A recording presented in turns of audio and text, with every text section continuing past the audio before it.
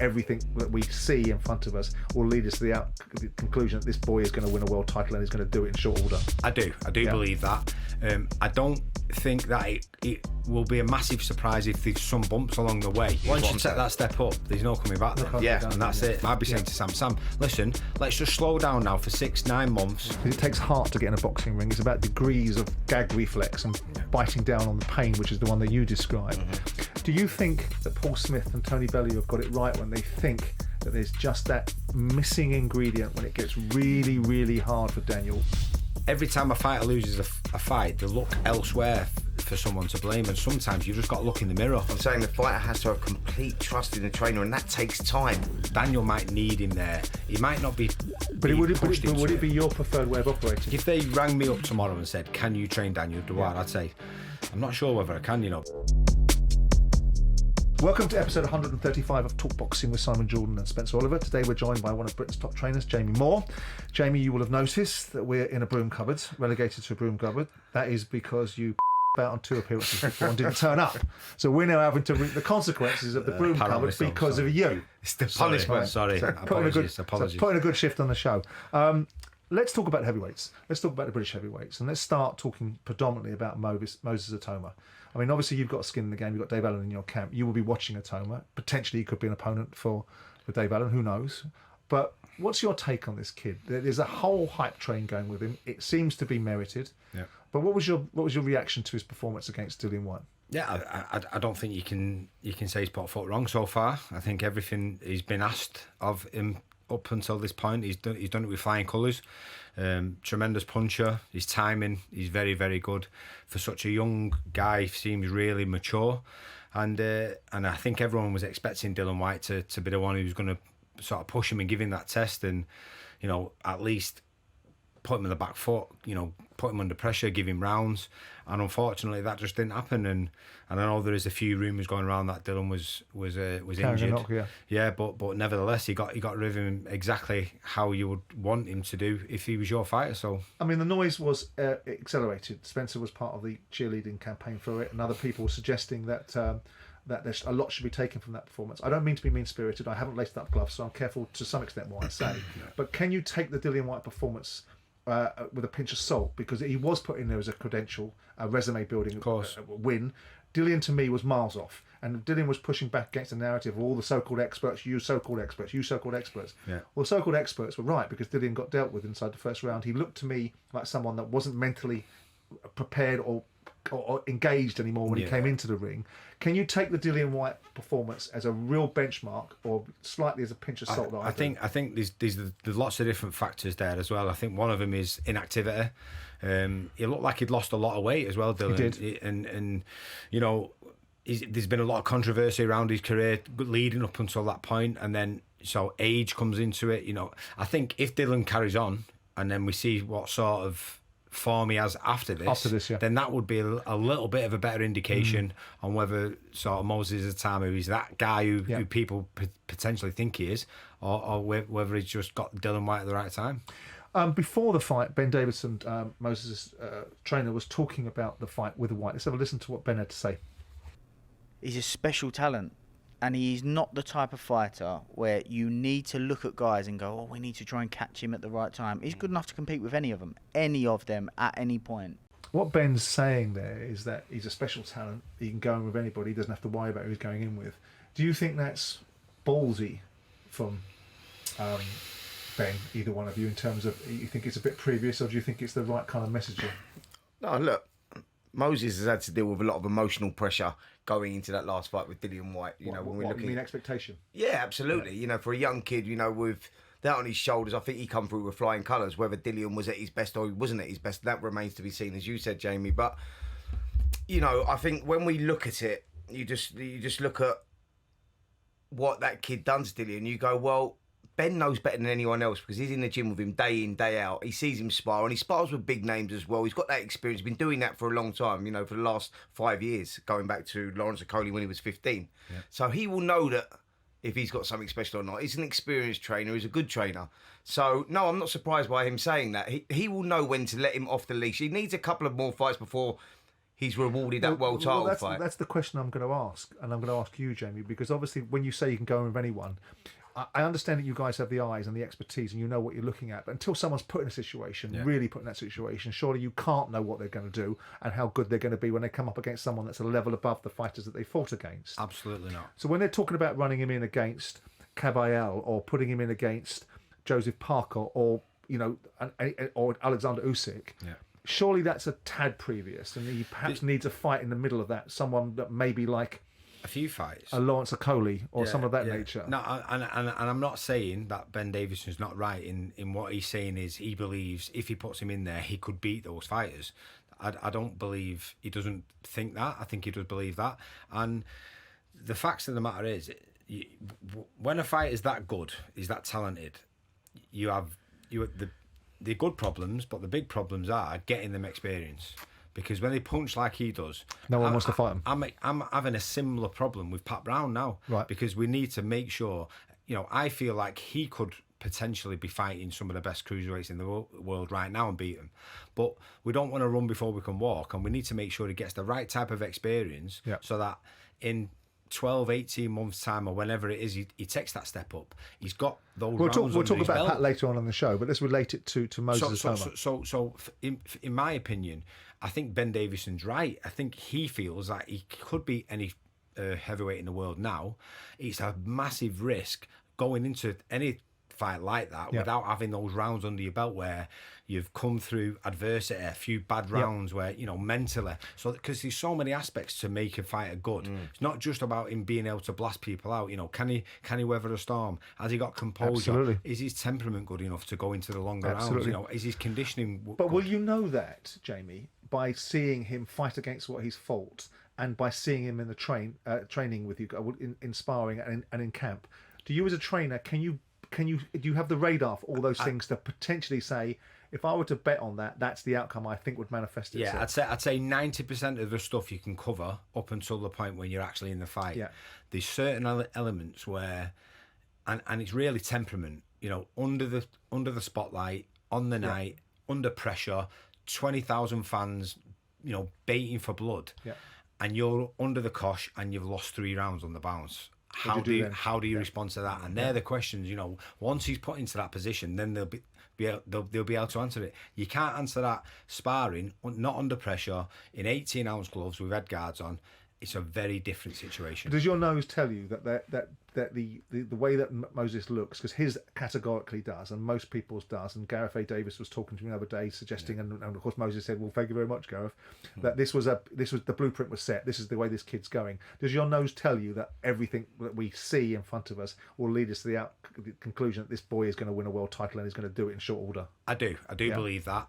I don't think that it will be a massive surprise if there's some bumps along the way, in terms of something like the David A situation, where at some point he comes up against somebody when he was in the like cruisers, Carl Thompson, where, you know, there's those problems there, and you go, whoa, we've ran a little bit before we can walk.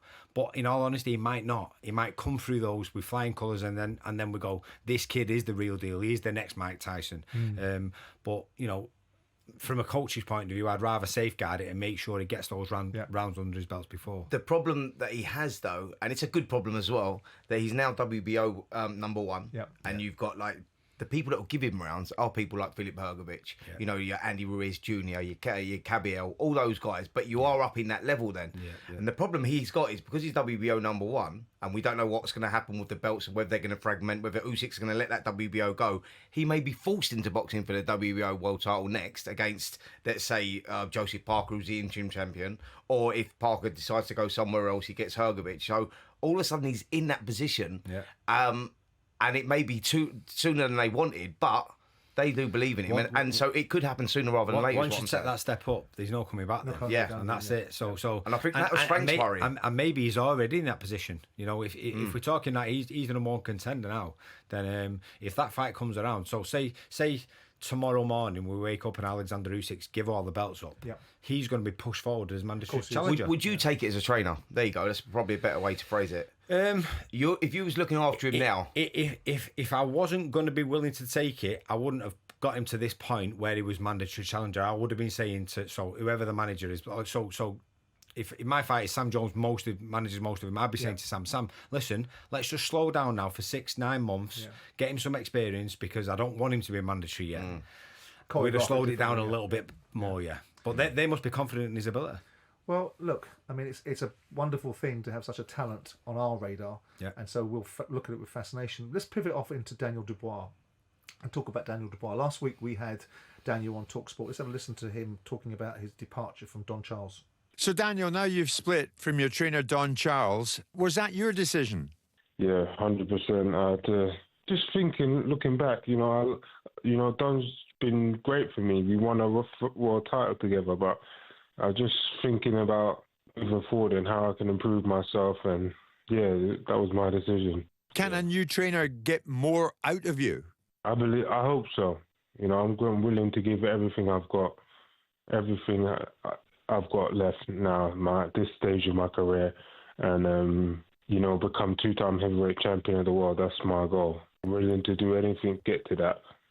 And is that new man Tony Sims, Daniel? I can't say for now, to be honest. I can't say for now. I need to sit down and talk with my team first properly about everything, how the structure is going to be. But there will be an announcement soon on that, for sure. Sam Jones was very keen to reinforce the sentiment that this was Daniel Dubois' decision, and you can imagine why I'm asking that in a second, because we'll get onto that. But what do you make of the decision for Daniel to depart from Don? It's happened for as long as boxing's been around, and I don't agree with it in many senses, because in this particular instance, I think Don Charles is a tremendous trainer, and I feel like fighters, especially Daniel, Daniel seems like one of those fighters where he sort of gets a little bit deep into his own head, and you need to sort of walk him through different situations. In then specific circumstances, you need to have a good, close relationship with your coach. And I'm talking from experience of being a fighter myself. Indeed. And I had 3 coaches, but literally from the 5th fight, Oliver Harrison was training me from my 5th fight to my 37th fight. So the vast majority of my career, and we could have a conversation without even having one. He could tell what was going through my mind. You need that trusting type of relationship. And, every time a fighter loses a fight, they look elsewhere for someone to blame. And sometimes you've just got to look in the mirror and go, okay, I've got to analyse what happened, how I lost that fight, have a discussion with my coach, and moving forward, how do we fix those problems? And then further down the line, when he's in a similar situation, he's looking at someone in the corner then who's walked this path with him many times before, and he can go, right, listen, we've been here before. Remember what happened last time? Please don't make that mistake again. Let's go down this path now. And you can sort of hold his hand with it. Whereas when you're starting afresh, and you've got to build that relationship again. And it's a dangerous sport, this. It's a very dangerous sport. You want to look someone in the eye in the corner and trust them. And know that you can trust them. Do you see any... I know it's difficult to observe because obviously you're not inside that camp and that environment. Can you see anything materially that would be a reason why this decision has been made? I mean, obviously, Daniel, there was a lot of plaudits given to Don for the performance against Anthony Joshua. A lot of people would argue that Anthony Joshua fought the perfect fight for Daniel Dubois to do what he did to him. But notwithstanding that, Daniel had to be in the right state of mind and the right position to execute the outcomes that he did. The disadvantage was he didn't get to fight Joseph Parker, and so that we could have perhaps then seen the next stage in what was happening. Can you see any, from the outside in looking at it, any thinking besides you said a moment ago, which is this happens? It's like a football manager. You lose a bunch of games, you get fired, and it might not be the football manager's fault. Someone's got to be blamed for it. Of course. In this instance, can you, without wanting to be controversial and create a division between you and a fellow trainer, any mitigation behind the thinking besides it's a fight they've lost and they want to make a change, or is there anything that you look at and think, well, I can understand that? Yeah, not really.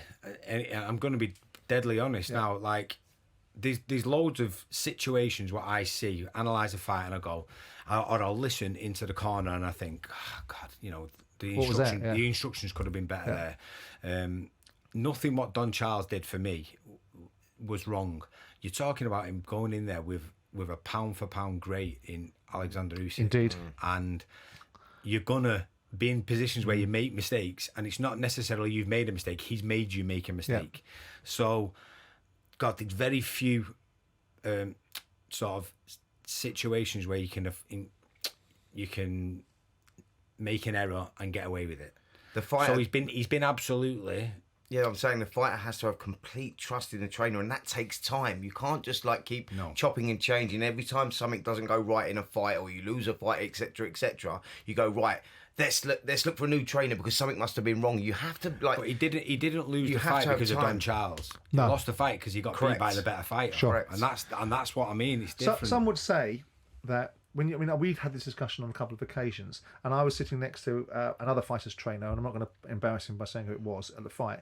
And when I saw Daniel, and again, I'm careful what I say against the expertise in the room. When I saw Daniel in the first round get Usyk in the exact position that Usyk never wants to be in, and very rarely gets himself into, which is in the corner, and Daniel didn't let his hands go and didn't do anything vaguely resembling what we thought was going to be the blueprint for doing it, it did tell me that something was disconnecting, and it may well be that all the that was going on before the fight about parties and all that stuff distracted him. But that in part also is the psychological approach that the trainer did have to bring to the equation, because that was the moment, wasn't it? Did you see it? Did you see that the same way? Or I think early on in fights, if you miss those chances, you take away momentum where you can build on it and stuff like that. Even if you don't land, you show intent. Absolutely, absolutely. But mindset is such a huge factor in boxing, and people have taking the mickey out of fighters who get up at 4 o'clock in the morning and go running and things like that, and they go, why do you do that? But it's not necessarily about the road work, it's about the mental discipline about it. And having a party before a fight and then going to the fight, and I'm not throwing people under the bus here, but what I'm saying to you is Daniel Dubois could not be in the right type of mindset if he was sat in the house a couple of hours before, if he's been distracted, watching videos of Alexander Usyk going, when he manoeuvres into these positions, that's what I'm going to do. I'm going to make sure I do that. Instead of socialising with people. So his mind wasn't on the job. He's not focused. That's what he should be doing. And it's not like me trying to reinvent the wheel. That's just But it leads sense. me on to a question of you as a trainer. If you were put in a position, because it's kind of accepted, Spence, albeit it's not fully established, that a large proportion of what happens with Daniel is on his father's say, and his father is the person that he looks to. I think we saw it in the fight when he was down, when he was getting counted out. He was looking across to his father. We saw Frank Warren in previous fights against Filip Hrgovic, wasn't it? Yeah. Or was it against Jarrell Miller? Yeah. When Frank called him up to his father to say certain things to him. How would you approach that dynamic if you were put in a situation where you were given the gig to train Daniel Dubois, knowing that there was such a powerful, omnipotent representation from his father? Yeah, I think I'm learning about this coaching game. Every different type of fighter, different style, different personalities, and looking from the outside in, I would approach that in the way of I would try to understand why they're so close. What the reason why his dad feels like he has to be looking after him in the way he does, and then it might be a necessity. Daniel might need him there. He might not be. But would it be your preferred way of operating? Absolutely, it feels to me that it wouldn't be. Absolutely not. And what I'm saying to you is, I would have to sit down.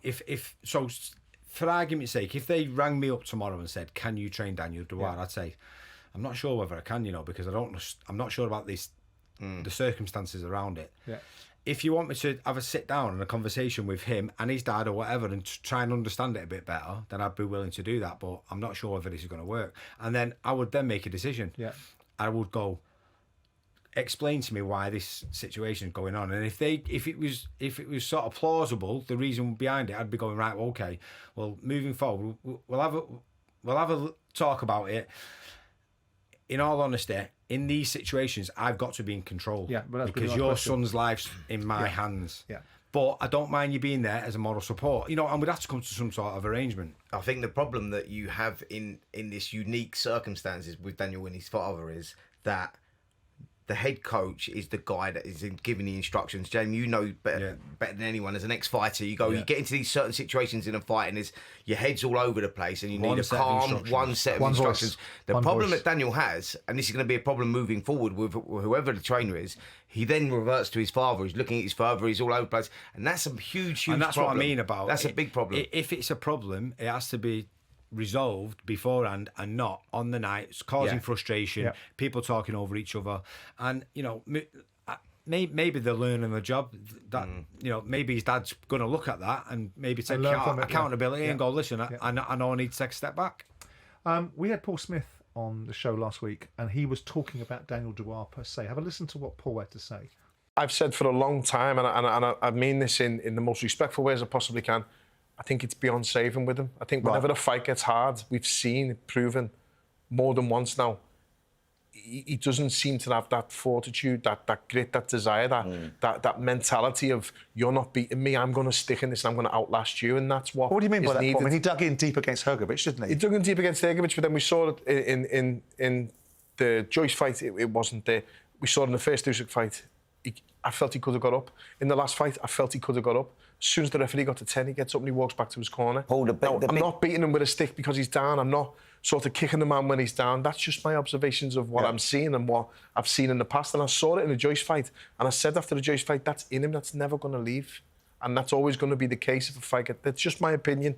There is a building consensus, and it was something that Tony Bellew echoed the other day about, and again, I want to choose my words moderately careful, about, because it takes heart to get in a boxing ring. It's about degrees of gag reflex and biting down on the pain, which is the one that you described. Do you think that Paul Smith and Tony Bellew have got it right when they think that there's just that missing ingredient when it gets really, really hard for Daniel, really in the dark place that only you fighters know what it feels like when you've got to do something beyond the normal and beyond the pale of tolerance, that Daniel maybe just doesn't have that gag reflex or that ability to dig in? I think like in everything in life, really, there's so many layers and aspects to it, and I think for the vast majority of it, I think they're not wrong. I'll say that. I won't say they're right, but I don't think they're wrong.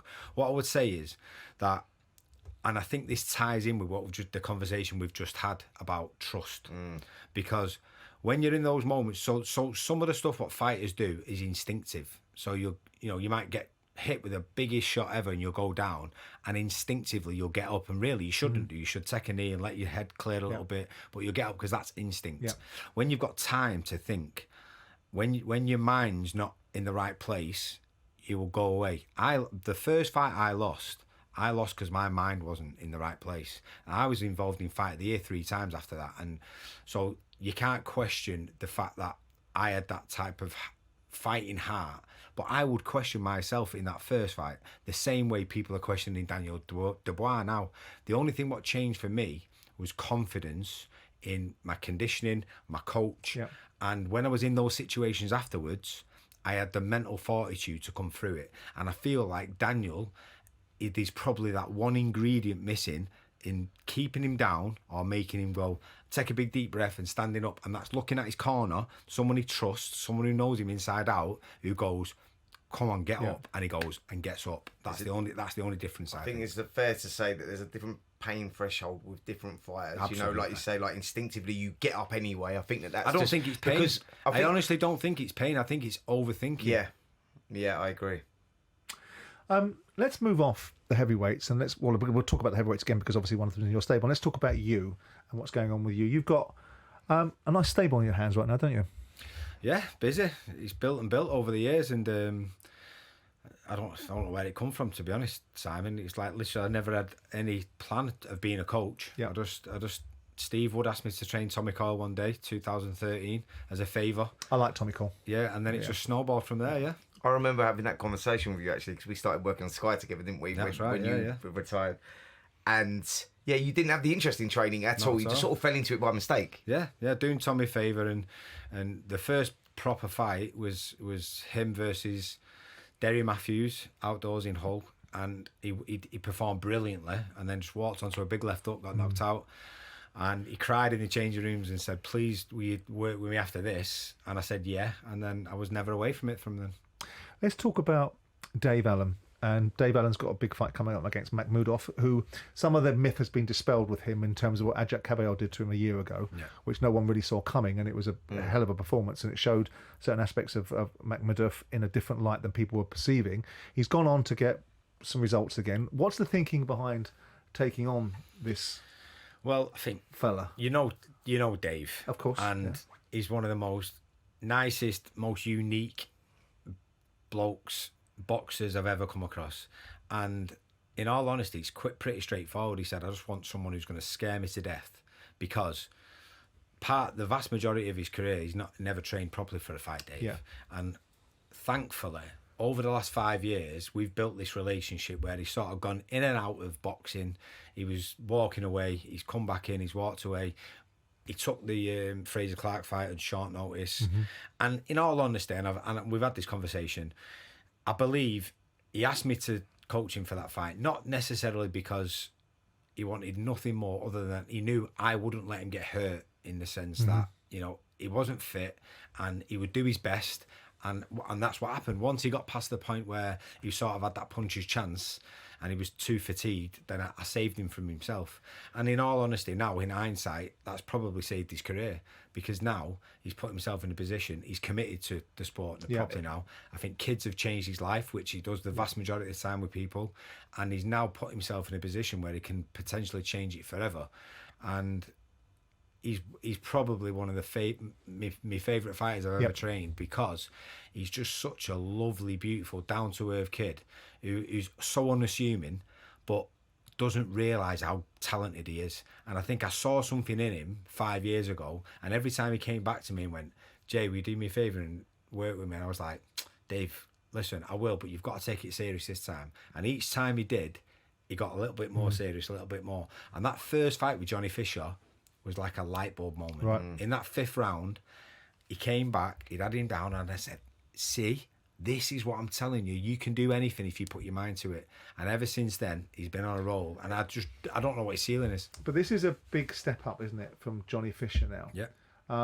And the opportunities that exist for it, you know. So do you think it's a big step up, or do you think it's a natural progression? I think the risk reward is worth it for Dave. At this stage of his career now, he can't afford to take over fights. He needs, if he's going to be moving in that trajectory where he needs to earn good money and change his family's life, this is the type of fight which he's one win away from fighting somebody like a Parker or a Deontay Wilder. Is that the reason why you didn't take the British title fight with Jamie TKB? Because that was obviously the dream of his, to win a British title. Wait, no, you sort of we wanted gone that past fight. that. No, we wanted that fight, and the board put Fraser Clark in as mandatory instead, so that took the option away. We did actually want the TKV fight, but for no other reason. Dave has always, that his dream has been to win the British title, and we was willing to take that fight, and we wanted to take that fight. When that was took away, Dave picked, in his opinion, the most dangerous opponent to make sure that he trained properly. And I swear to God, I've never seen him as fit, and we've still got 7 weeks out. And each time from that first fight, he just got better and better. And I keep saying to him, nobody knows where your ceiling is. The amount of heavyweights 10 years ago who were saying, tell you what, Dave Allen sticks at this and you know, applies himself properly, he'll be a world champion. And for whatever reason, he didn't. But in my eyes now, I'll look after him to maybe we can win a British title here, to the sky's the limit here for you. Because he's a very different animal now than the person that was vanquished by David Price, isn't he? Oh, absolutely. And ultimately the fight, which was the fight that he felt he let himself down in, which he calls himself, unprofessional, whatever he said. You said, I think you're wrong. Was that the fight against Fraser Clark? Yeah. Where he said he quit. He said he quit, and he didn't quit. No. By no stretch of the imagination. I pulled him out. Right. I think he's one of these guys, Dave Allen, that is immensely talented and never been committed to the job. And if you're not committed to this job, then you're in big trouble. And I think that he's still young enough, though, isn't he? What is he, like 32 or something now? He's just turned 33. But here's the weird part about this is Dave picked up so much ring craft in those years where he wasn't fit, because he was fighting such good fighters, and the experience what he's got and the way he had to look after himself because he wasn't conditioned. He's now carrying that into the stage of his career where he's got all that experience, that durability, that ring craft, and now he's fit with it, and he can apply his offensive stuff added to the defensive stuff what he's picked up over the years. He's created such a rounded fighter. Well, he talked the other day about being in the gym with Pat Brown and Jack Catterall and yourself, have given him a different way of looking at things, a different motivation. Do you think that's been a pivotal directional change in his mindset? I think you'd have to ask him that, but in my opinion, I think just the fact that he knew that I was going to care about him and look after him, even just totally forgetting about the boxing side of it. He's a bit of a deep guy, Dave, and I think he knew I understood him. It wasn't really about a boxing thing. And then as time's gone on, the boxing sort of side of it grew and grew and grew. But I think he just knew I was going to look after him. How do you prepare for someone like Makhmudov, who's a giant of a guy, very, very strong? Like, how do you get those sparring partners in? I think this situation's Johnny Fisher on steroids. You know, like, metaphorically speaking. Yeah. Like, it's just a bigger, harder job than Johnny Fisher. The similarities are there. You know, big puncher, very aggressive, not very defensively aware, and you know, Dave Allen coming into this stage of his career now with all that experience and the conditioning he's got, has got a massive chance of beating him. To take advantage of it. Yeah. Can I move you on to another one of your fighters, Jack Catterall? I'm a big fan of Jack's. I have to admit, I think we were all in the camp that we felt that when Josh Taylor fought him first time round, that Josh would outclass him. He didn't. He lost the first fight, Josh, and it should never have been a situation that Jack didn't get all 4 belts. I feel desperately sorry for Jack that he's had to go through a series of fights until he reached one point with Arnold Barbosa where he got undone when fought Regis Prograis. Jorge Linares had one fight too many to win a world title, and he should have a world title. So he's gone in against Harlan Eubank, gone up at 147, won that fight. What is the landscape for Jack now, and what are the opportunities that exist for him? Because we're in the camp with you, mate. We think there was absolute injustice. We think that Jack should be a world champion, and we think that perhaps he should have gotten a world title shot perhaps earlier than having to keep on waiting until eventually he caught Arnold Barbosa on a good night. I felt like he deserves to be a champion at 140. I feel like those days are probably behind him now. Yeah, right. I think, you know, he for the last year or so, couple of years, he's been sort of stuck in between. He's real tight at 140, and he probably wasn't quite big enough to fill out. And it just seemed like overnight, you know, he was past that point. The Eubank fight was suggested, came up, and it was spoke about at 147. And I said, this is the ideal sort of move now. Let's do that. Big, you know, Eubank name at the time because of the Ben Eubank thing, and I did say I don't feel like it's going to be a good fight to watch, and we've got to be careful the way we match Jack. But moving forward now, I think, you know, they're talking about maybe Echo Esserman. That's because he's the guy who beat Josh Taylor. And there's talk of Ryan Garcia as well. So there's some decent fights. Well, I was going to ask you about Conor Benn. Esser Eckerman is a good fight. I remember watching Esser Eckerman beat Chris Kongu, didn't he? Yeah, a few years ago on one of the undercards. Tough guy. But what about the potential of a Conor Benn fight at 147? Yeah, I mean that's any fight at 147, and we're still in the same situation. My confidence in Jack Catterall has never wavered. We've trained him now for, I think it's 8 years, and the improvements over the years, it's been very subtle but very obvious to us. And I didn't even really understand how good he was really when he first came to me. He was British champion when he came to me, and watching him on TV and actually witnessing it in person, the subtle things what he does, the craftiness what he's got in that general ring craft, like I'm talking about Dave, it's unbelievable to watch. So I mean, we can keep banging on about the past for forever. He should have been a world champion. He's not been. I wanted him to be a 140-pound world champion because that was his weight division. But I don't care what weight, who against. I just want him to be a world champion. He can have all the money in the world, but that world title on your mantelpiece, that pride, he deserves it. He should have been a world champion. How's the cut healing up now? Because that was a bad cut as well. Yeah, he's had it redone. So he had it reopened by a specialist because the muscle was detached a little bit. So he overlapped the muscle, reattached it, and in all honesty, the scar was about that thick at first, and he's redone it, and you can't see it now. So he's done a tremendous job. I mean, are you saying that he's categorically done at 140? No, not really. No, he has said if I needed to for the right fight, I would go back down. Well, that's what I was going to ask you next, because what is the best opportunity, given the fact that we know the past is unjust, right, and we're trying to create a just present, right? Which do you think he's closer to getting an opportunity for a world title again? Do you think he's closer at 140 or closer at 147? I'd probably say 147, and the reason being, if, for instance, for argument's sake, if he boxes Echo Esserman next time, and I believe that's a good. It's a stylistically, it's a fan friendly fight, so that's the fight that those type of fights we want to be going for. If he beats him, I believe Eddie would look at the winner of Crocker and Donovan then. Right. So I think it's an easier path for him to go on 147 than it is on 140. I think also, James, when a fighter gets to a certain stage of his career and he's caught between weights like that, you go, sometimes You've got it's to the go. weight that beats you, not the fighter. You've got to allow yourself to fill out into the biggest, stronger type of version of yourself at that weight, because if you get stuck in between and keep trying to drag yourself down, you know, I mean, obviously, I'm not comparing Jack to Roy Jones, but just Roy Jones going to heavyweight and then coming back down to light heavyweight, the implications of it are massive. That's right. I had Pat Brown in the studio about a year ago, very confident, and obviously we've seen the results building up now, and the expectation of this lad is very high. Did he come in with Sam? Did he come in with Sam? Come in with Sam. What do you think about Pat Brown? I first caught my eyes on Pat Brown was in the Summer Olympics in Paris. So he was one of the kids that went out. He went out in the first round, actually. Lost to a Brazilian kid. Tough kid.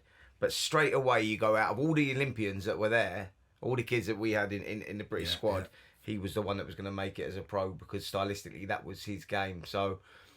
yeah, he was the catch of the Olympics, really. Yeah. You know, forget anyone that everyone was talking about. He was the during catch of the Olympics, and I like him a lot. I think that you know he throws a lovely straight right hand through the middle. He loves doubling up with those hooks to the body.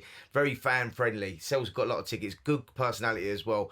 I've seen what goes on in the gym as well. You know, and that's important in a gym. By the way, when you've got that family unit, but the atmosphere is good. It's not so regimental. Like, yeah, you get on with your work, but there's a little bit of fun factor in there as well. And I think that's important in a fighter. It is very important. Pat Brown's a beast.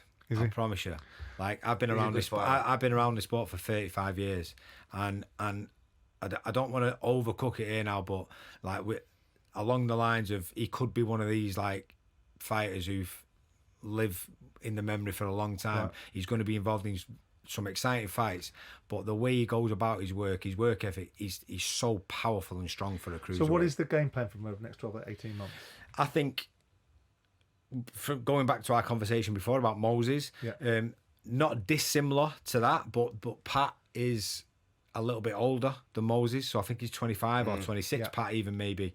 So we can't afford to hang around. Time, we have to move quickly, and I think the plan is certainly by this time next year he's boxing for the British title. So that's Vidal Riley would be the British champion. Obviously, he's going to be looking to kick on as well, but you're sort of falling into that, because when you make that ground up, you're sort of there or thereabouts. Of course, so we're talking 12 months, and in that 12 months, I'd want to be getting him the type of experience what we've just spoke about, about where we're putting him in with someone who maybe is not a world beater, but who's tough as old boots, like Chev Clark or someone like that, and he's going to maybe drop a couple of rounds too, where you test his temperament, his conditioning.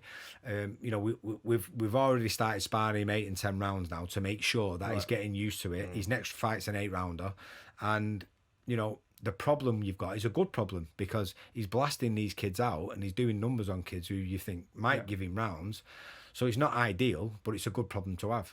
I mean, obviously the cruiserweight division brings a degree of attention. It's one of those divisions that finds its way lost often, doesn't it? Because everyone has to step up to heavyweights to make some money. Is he built to become a heavyweight at some point? He will be a heavyweight eventually. Right. He's a big cruiserweight, big strong cruiserweight, and I'd guess by the time we get into the point where we win the British title, I don't think it'll be that far off then that we'll go, let's just bite the bullet and try and push him into position for a world title. So I'd guess the plan would be something along the lines of British title this time next year, international title to get him a ranking, and then early in 27 fight for a world title. It's interesting the transition from the cruiserweights that are moving up now, like Lawrence Okoli's just done it, hasn't he? Richard Riakporhe, and you go like the next generation of heavyweights.